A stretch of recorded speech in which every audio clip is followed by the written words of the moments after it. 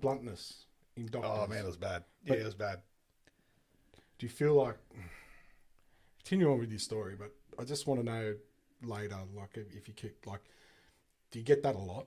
Doctors just being like to the point, blunt, when it's like, hang on a minute, this is my son. Yeah. And, you know, Tess, you weren't there. Nah. Tess was there. Yeah. But they just told her mother. Yeah. So, yeah, I guess that, like, do you still get that? Or is it more, people more now, okay, it's more relaxed now, it's diagnosed? Look, we've got a new paediatrician now. Like, we went to something, this guy's phenomenal. Like, he's absolutely brilliant. Yeah. What's his name? His name's Dr. Ho. Okay. Out of Eastwood. He's a phenomenal man, lovely man, and he's been a life changer for us, you know, in terms of just everything, you know. So, but I mean, I guess jumping back a couple of steps, so we obviously got his hearing tested. That was all good, and then we got referred to, I think it was Aspect, where they go and they actually do all these tests to diagnose his condition, and then it's just all these different sort of, whether it's reading, sort of writing, like they just put all these things up in front of them, you know what I mean? And so he came back with, he was obviously diagnosed with autism, and we're like, okay, so what's that mean now? Yeah. You know, still nothing. So we got put onto like a speechy, you know, someone to help him with his speech. Okay. But we sort of just didn't know much, you know. It was, you know, but I guess, you know, I'm really blessed. You know, I've an amazing wife. You know what I mean? Like she's a rock. She's wonderful. Yeah, you know what I mean. Everyone loves Tess. Yeah. Look, she puts up with me. You know. Well, you know what it's. I mean, you know what it's like. You're stuck at work. You're trying to sort of, you know, provide, and you know, since I was a kid, that's all you sort of know. You know what I mean? And but she was brilliant, you know. So she, we sort of, it's something we said. We were always from the beginning. We were very open minded on it. We had to work together on it.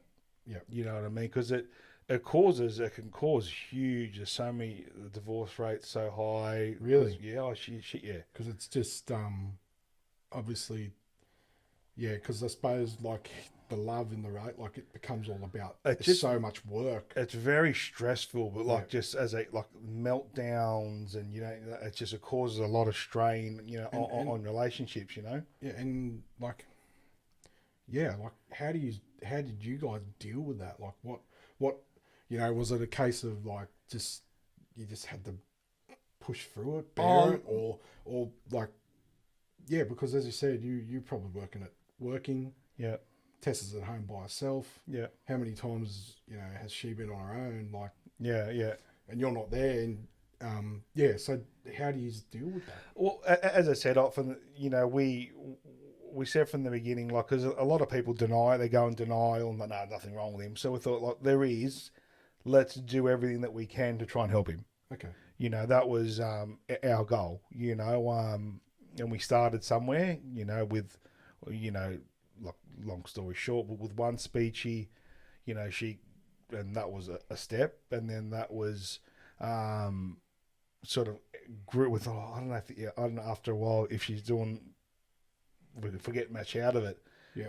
And then we met someone else, and then they put us onto a different sort of speechy, which was a game changer at the time, and just so it just started snowballing. That's interesting because you've already said your pediatrician, second one was better. Yeah. Speechy, second one was better. So, like, is it because, like, why do you think that is? It's just because you just get referred. Pretty much. But you don't really know, you don't know what you're looking for. No, you don't. No, 100%. What's specific to Luca. Yeah, that's right. You know. Yeah, like